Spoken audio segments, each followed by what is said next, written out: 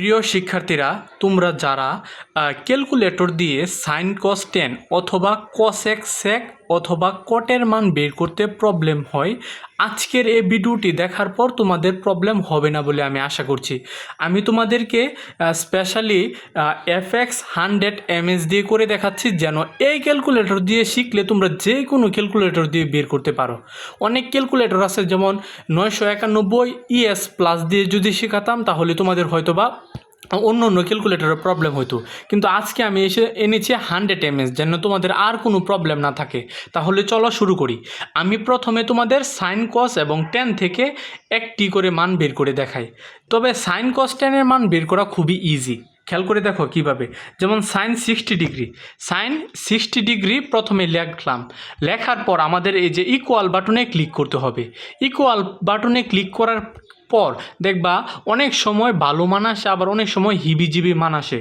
যদি ভালো মান আসে তাহলে তোমরা ওই মানটি রেখে দেবে, আর যদি হিবিজিবি মান আসে তাহলে তোমাদের যে কাজটি করতে হবে, দেখো প্রথমে তোমাদের এই যে এখানে থাকা স্কোয়ার বাটনে ক্লিক করতে হবে। ক্লিক করার পর আবারও ইকুয়াল বাটনে ক্লিক করতে হবে। এখন দেখো একটি মান চলে এসেছে। এখন এটিকে তোমাদের এই যে এই বাটনটিতে ক্লিক করে তোমাকে সুন্দর একটি ফর্মে নিয়ে আসতে হবে। এখন দেখো সাইন 60 ডিগ্রির মানটা কিন্তু আমরা কত পেয়েছি, 3 এই যে এমন পেয়েছি 3 ভাগ হচ্ছে 4। এখন ক্যালকুলেশন এটা কিন্তু তুমি সাইন স্কোয়ারের মান পেয়েছিলা, এখন তোমাকে শুধু সাইনের মান আনতে হবে। সাইন স্কোয়ার থিটার মান কিন্তু এটি পেয়েছিল, কিন্তু এখন সাইন 60 ডিগ্রির মানটা আনতে হবে। সাইন 60 ডিগ্রি মান আনার জন্য দুই সংখ্যাকেই তোমাকে আলাদা আলাদাভাবে রুট করতে হবে।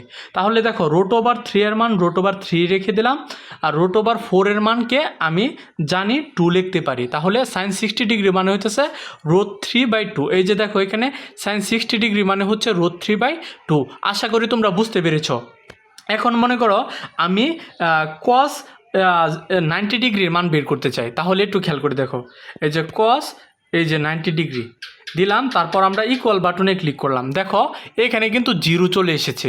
তাহলে কিন্তু আমাদের এখন কিন্তু আর কিছু করতে হবে না, আমরা সরাসরি মানটি নিয়ে নিলাম। কস 90 ডিগ্রি হইতেছে 0, এই যে 0 আমরা নিলাম। এখন খেয়াল করে শোনো, আমি মনে করো tan 45 ডিগ্রির মান নিতে চাই। tan 60 ডিগ্রির মান নিয়ে দেখায়, তাহলে তোমাদের আর কোনো বেজালি থাকবে না। tan 60 ডিগ্রির ক্ষেত্রে দেখো এই যে দেখো এখনও কিন্তু হিবিজিবি মান এসে যায়। এখন আমাদের প্রথমে স্কোয়ার করতে হবে। স্কোয়ার করার পর এই যে এ বাটনটিতে ক্লিক করতে হবে। ক্লিক করলা, আচ্ছা, তারপরে এখানে আমরা কিন্তু পেয়ে গেলাম 3। এখন আমরা কিন্তু বলেছিলাম যে আনসারটি পাবো এই আনসারের সংখ্যাকে রোড করার জন্য। এখানে শুধু দেখো একটি সংখ্যা এসেছে, তাহলে শুধু একটি সংখ্যাকে রোড করব। তাহলে tan 60 ডিগ্রির মান কত, √3। এখানে দেখো tan 60 ডিগ্রির মান কত পেয়েছি, √3। এখন আমি সাইন কস এবং সেক এবং কট থেকে দেখাই। মনে করো আমি সেক 30 ডিগ্রির মান বের করতে চাই। সেক 30 ডিগ্রির মান বের করতে চাই, তাহলে কিভাবে বের করব? প্রথমে cos 30 ডিগ্রির মান বের করবে ক্যালকুলেটর দিয়ে। cos 30 ডিগ্রির মান বের করবে। এই যে এখানে মনে করো আমি cos 30 ডিগ্রির মান বের করেছি। এখন এটাকে সুন্দর ফরম্যাটে নিয়ে আসি। এই যে প্রথমে স্কোয়ার করব, তারপর ইকুয়াল বাটনে ক্লিক করব, তারপরে এখানে দিব। এখন দেখো আমাদের কিন্তু এসেছে 3/4। আমাদের কত এসেছে, 3/4। এখন আমরা কিন্তু এটাকে রোট করব, তাহলে √3/4। তাহলে আমরা কিন্তু পাবো √3 শুধু পাবো হচ্ছে 2। এখন খেয়াল করে শোনো, এটা কিন্তু হয়েছে তোমার cos 30 ডিগ্রি। এখন তুমি এখানে যে সংখ্যাটি পাবা তাকে যদি তুমি উল্টিয়ে দাও তাহলেই কিন্তু sec 30 ডিগ্রির মান হয়ে যাবে, অর্থাৎ 2/√3 হচ্ছে তোমার sec 30 ডিগ্রির মান। এখন অনেক জায়গায় দেখবা যে 1 এসেছে শুধু, তাহলেই তোমরা কি করবা? বা শুধু মনে করো √3 এসেছে, তখন কি করবা? যদি √3 মানে কি, √3 মানে হচ্ছে √3 নিচে একটি সংখ্যা 1 দিয়ে আমরা ভাগ করতে পারি, তাহলে এটাকে কিন্তু আমরা উল্টে লিখতে পারবো 1/√3। অথবা শুধু 1 এসেছে, 1কে কি আমরা 1 দিয়ে ভাগ করলে একই জিনিস আসে না? তাহলে আমরা কি শুধু 1 আবার লিখতে পারি না?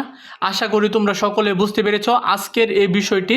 তাহলে এই ধরনের ভিডিও পেতে হলে চ্যানেলটিকে সাবস্ক্রাইব করো। ধন্যবাদ সবাইকে।